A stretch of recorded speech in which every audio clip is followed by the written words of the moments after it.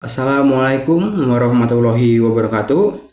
Perkenalkan, nama saya Ihsan Rahman Syauqi dari Prodi Sistem dan Teknologi Informasi dengan NIM 1519625037. Di sini saya akan memaparkan intisari dari seluruh mata kuliah pendidikan agama Islam mulai dari tugas pertama hingga tugas kelima sebagai bentuk pemenuhan tugas akhir.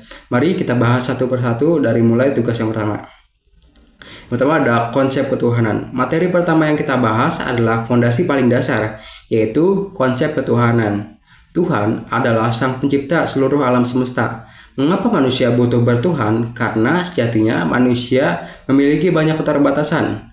Keyakinan kepada Tuhan memberikan kita pegangan, ketenangan, dan arah yang untuk menghadapi masalah. Cara kita berinteraksi dengan Tuhan itu beragam, dari mulai doa, ibadah, serta perbuatan baik sesama manusia. Tanpa Tuhan, hidup akan terasa hampa dan kehilangan arah yang jelas, karena kita kehilangan pedoman tertinggi dalam mengambil sikap. Selanjutnya, materi kedua ada makna kata Islam. Pada materi kedua ini kita membedah makna Islam itu sendiri. Secara bahasa, Islam memiliki makna yang sangat indah nih. Pertama, dari kata salm atau yang berarti damai atau bebas dari konflik. Yang kedua ada aslama yang berarti tunduk dan menyerahkan diri sepenuhnya kepada Allah. Yang ketiga ada istaslama, yaitu tingkat penyerahan yang lebih tinggi secara total baik lahir maupun batin. Yang keempat ada salim yang berasal dari kata bersih atau suci, yang merujuk itu pada kata kolbun salim atau hati yang bersih. Dan yang kelima ada salam yang bermakna selamat atau sejahtera.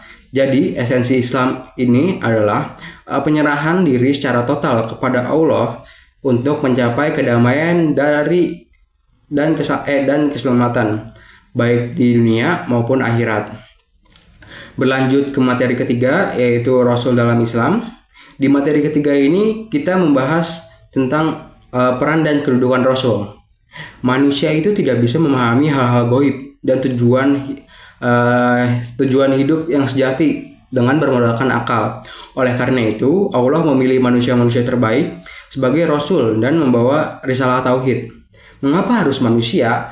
Agar kita sebagai manusia biasa dapat dengan mudah mencontoh keseharian mereka. Para Rasul dibekali dengan 4 sifat wajib. Yang pertama ada sidik atau berkata jujur. Yang kedua ada amanah, dapat dipercaya. Tablik itu menyampaikan, dan fatonah itu cerdas. Dengan meneladani akhlak Rasulullah, hidup kita tidak hanya terarah di dunia, tapi juga dijanjikan keselamatan di akhirat. Di materi keempat kita akan membahas tentang potensi manusia. Kita akan berkaca pada diri sendiri. Manusia diciptakan dengan ahsanul takwim atau bentuk terbaik dan ditugaskan sebagai khalifah atau pengelola bumi. Untuk menjalankan tugas ini, kita dibekali dengan 4 pilar potensi. Yang pertama ada potensi spiritual atau hati nurani sebagai pusat komando. Yang kedua ada potensi intelektual atau akal untuk berpikir dan berinovasi. Yang ketiga ada potensi fisik atau jasad sebagai kendaraan kita bergerak untuk melakukan suatu kegiatan. Yang keempat ada potensi hawa nafsu yang merupakan daya dorong hidup kita yang kita harus kendalikan, bukan dimatikan. Jika kita bisa menyelaraskan keempat potensi ini didasarkan dengan taqiyatul nafs atau penyucian jiwa dan etos kerja yang tinggi, maka kita dapat mencapai sa'adah atau kebahagiaan yang hakiki. Materi terakhir kita akan membahas tentang Al-Quran sebagai pedoman. Materi terakhir ini yang mengikat semua adalah tentang Al-Quran. Al-Quran adalah wahyu Allah yang diturunkan secara bertahap selama 23 tahun. Mengapa Al-Quran menjadi satu-satunya pedoman yang benar? Karena keasliannya dijamin oleh Allah langsung. Isinya sangat komprehensif, mengandung segala aspek kehidupan dan berbagai mengatur berbagai hal, dari mulai ibadah, ekonomi hingga sains modern. Sejarah membuktikan bahwa Al-Quran mampu mengangkat masyarakat jahiliyah yang hidup dalam kegelapan moral menjadi peradaban yang mulia dan menerangi dunia. Di era modern ini, Al-Quran menjadi tetap menjadi solusi atas berbagai krisis moral dan identitas yang dialami manusia.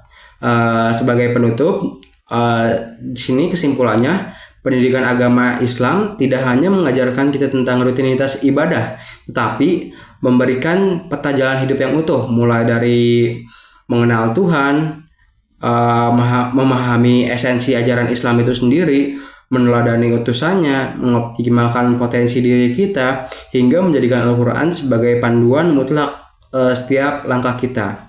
Demikian pemaparan intisari materi pendidikan agama Islam dari saya. Semoga rangkuman ini bermanfaat bagi kita semua. Terima kasih atas perhatiannya. Kurang lebihnya mohon maaf. Wassalamualaikum warahmatullahi wabarakatuh.